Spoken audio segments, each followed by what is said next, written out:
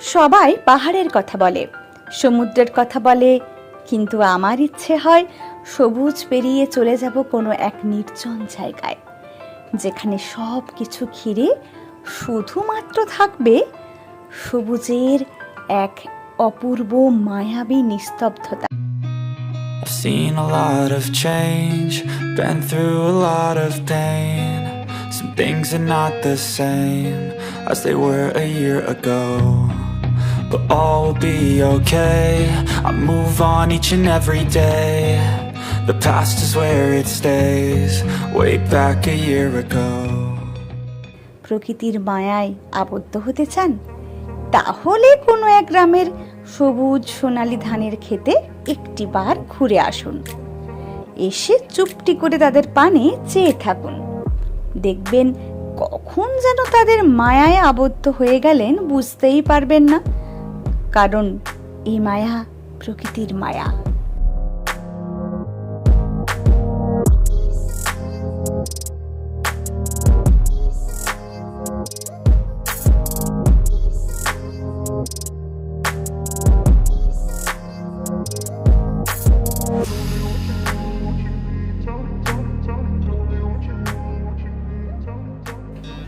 একটা গ্রাম থাকবে, সেখানে কিছু মাটির বাড়ি থাকবে, থাকবে একটা ছোট্ট পুকুর যেখানে বেশ কিছু হাঁস সাঁতার কেটে বেড়াবে, আর থাকবে গ্রামের মাঝখানে একটা এই বড় তেঁতুল গাছ, যেখানে অনেক পাখি এসে একসাথে বসে তাদের সুখ দুঃখের গল্প করবে।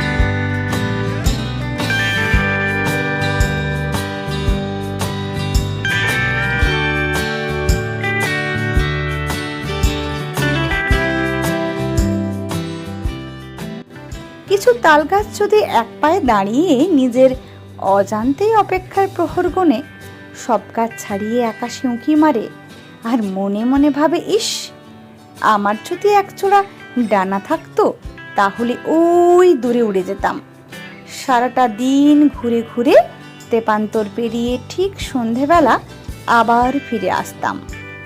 কেমন হতো তাহলে? ভালোই হতো। এদের সাথেই আমি আমার সুখ দুঃখ ভাগ করে নিতাম, কারণ এরাই তো প্রকৃত বন্ধু।